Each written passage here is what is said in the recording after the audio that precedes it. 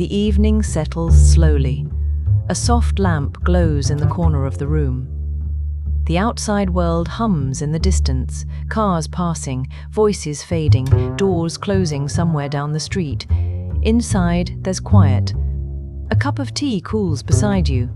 A familiar chair holds you like it always has. The air feels calm, steady, safe.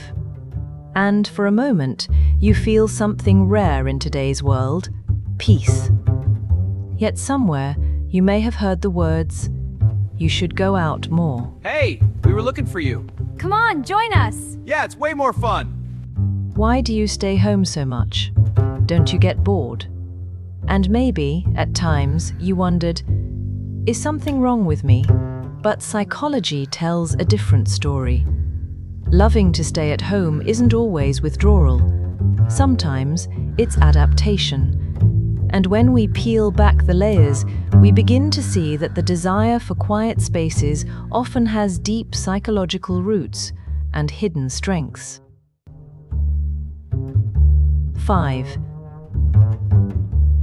The need for nervous system recovery. The modern world is loud.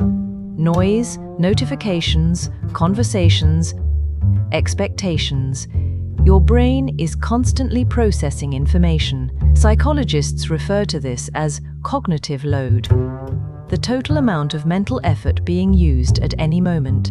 For some people, especially those who are more sensitive to stimulation, the nervous system reaches its limit faster. Staying home becomes a form of regulation.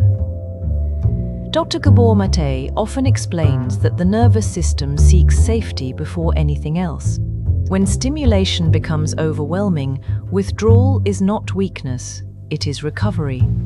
If you've ever felt deeply relieved just closing the door behind you, your brain wasn't being antisocial. It was resetting. Home became the place where your nervous system could finally exhale. 4. The strength of inner worlds.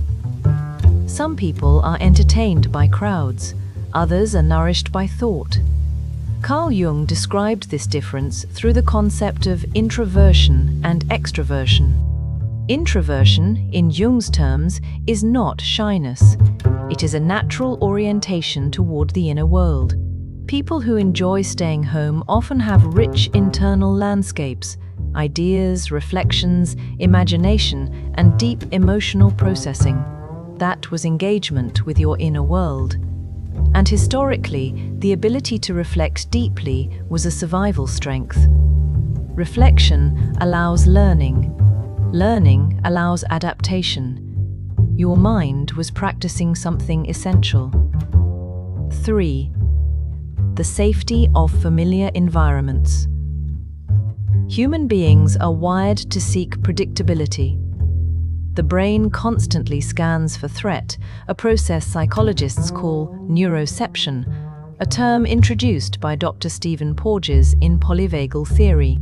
Neuroception is the nervous system's unconscious detection of safety or danger. Home often becomes the environment where signals of safety are strongest: familiar sounds, familiar lighting, familiar objects. Predictability calms the nervous system.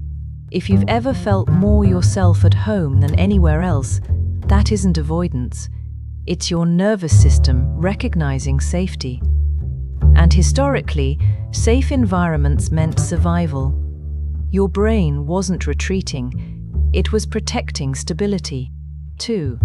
For highly empathetic individuals, mirror neurons are especially active, meaning they absorb emotional signals from others more intensely. If you've ever left a crowded place feeling drained or needed quiet time after being around people, your brain wasn't being difficult. It was regulating energy. And learning to protect energy is not weakness, it's wisdom. 1. The core truth, the search for authenticity. Here is the deepest layer. People who enjoy staying home are often not avoiding life. They are avoiding noise that pulls them away from themselves. Carl Jung believed that the process of becoming oneself, what he called individuation, requires solitude at times. Without quiet, the inner voice is drowned out. Without stillness, self-understanding becomes difficult. Home becomes more than a building. It becomes a space where identity settles, where thoughts form clearly, where emotions can be felt without performance. If you've ever felt more genuine when you're alone, more grounded, more real, that's not isolation. And authenticity is one of the deepest psychological needs a person can have. Of course, balance matters. Human beings still need connection, laughter, and shared moments. But loving solitude, loving quiet, loving the calm of home is not a flaw. It's a temperament, a rhythm, a way the mind finds equilibrium. And sometimes, the people who appear quiet on the outside are living entire worlds within. If you've ever felt misunderstood for enjoying your own company, remember this: the world often celebrates noise, but depth grows in silence. And the ability to sit peacefully with your own mind is one of the rarest strengths a person can have. If you're tired of just scrolling and ready to start decoding, subscribe to the journey. Outside, the night moves on, cars pass, lights flicker, conversations fade. But inside, there is stillness.